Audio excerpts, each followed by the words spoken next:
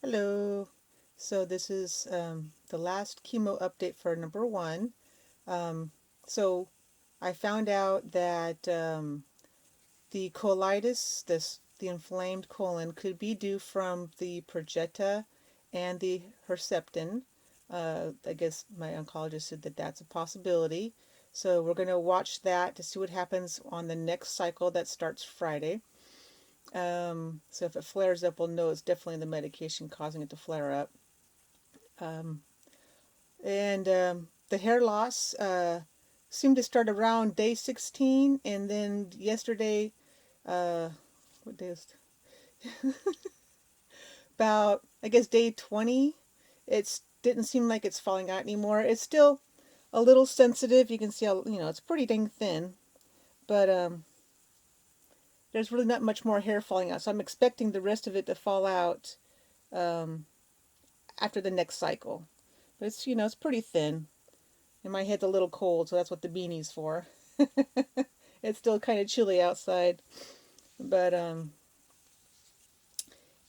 the scalp tenderness really seemed to indicate that's when the hair was getting ready to fall out. So if you're wondering, when the hair is going to start falling out, you just let your scalp tell you.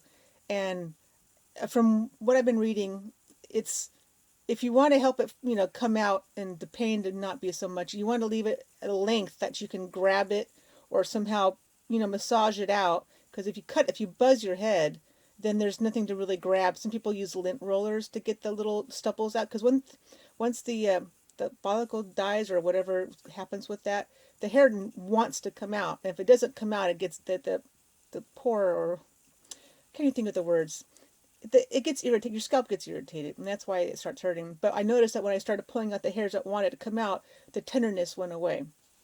So that was something that might be useful for you if you're going through this. Um, I'm feeling pretty good. I had my blood work done yesterday, and the numbers look pretty darn good.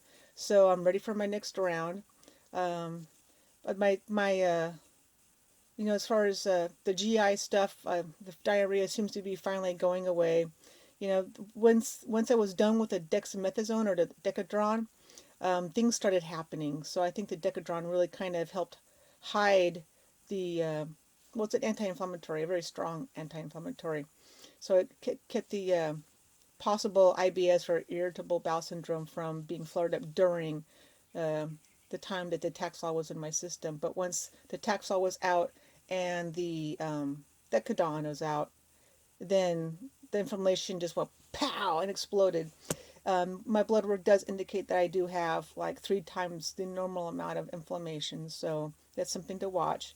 But that could be because of the medication or it could be because of the autoimmune. I don't know. We'll have to wait and see. But something I think would be useful that I've learned so far from this cycle is it would be a good idea to keep a daily log of any symptoms. That way, if something comes up that seems a little not normal for chemo, from what you've been told, that way you can give your doctor as much detail as possible as to when it happened and what might have triggered it. Was it a medication? Was it a food? And to keep the timeline, because if it happens again the next cycle, then we know it's a medication from the chemo related issue. So that's something I'm going to be doing the next cycle because if it's important to know if this colitis is related to my stuff because that might change how we treat me so that I don't have, you know, severe abdominal pain and diarrhea.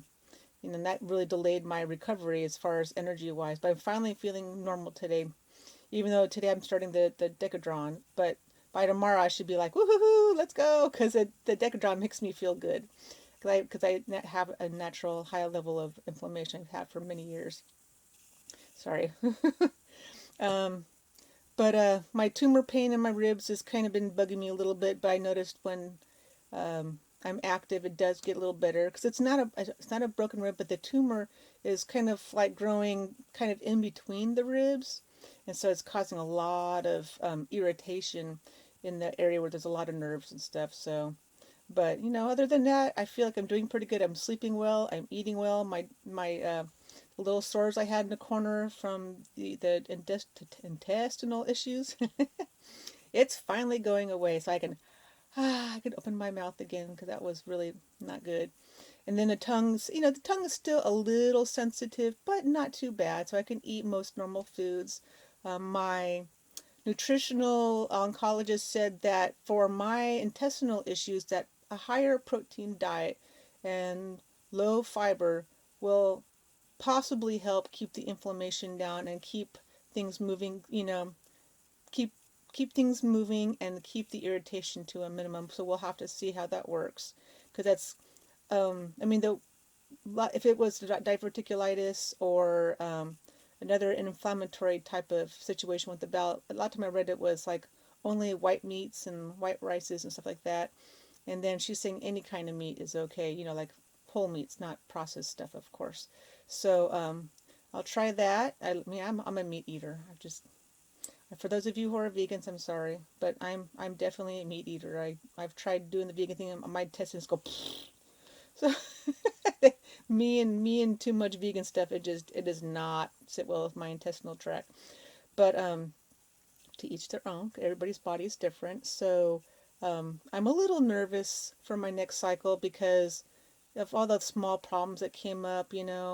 The pain I had in the intestinal thing, it was kind of debilitating for a while. Where just even getting in and out of bed kind of hurt. And but now I can push on it, and there's a little bit of I can feel something, but not like before. Like if my cat stepped, I'm like smacking the cat off the bed. I'm like, ow. So um anyway, so I'm gonna keep track of my symptoms, and hopefully that'll help my doctors make my future chemo treatments as doable as possible. But I did ask if the Herceptin and Perjeta were going to kind of possibly aggravate the situation. They said yes, because especially since they both have a very long half-life, so they won't be out of my system when the next cycle starts. So they kind of start piling up. So each cycle, the amount kind of piles up a little bit until I can't remember, when they kind of reach a saturation level. But like the Toxictear, it's out of your system within a few days. But the Herceptin and Perjeta, it's in there for weeks, and it's got a very long half life, so it takes a long time for the body to get rid of it. So it'll be interesting to see how my body handles the next round, especially the Herceptin, because when I did get my infusion of Herceptin last time, I could feel cardiac changes. So but my heart's fine. The bradycardia is gone. It's at a normal rate. My oxygen levels are good. My heart beat normally. So I don't think there was anything. I don't think anything's bad is going on. So that's good.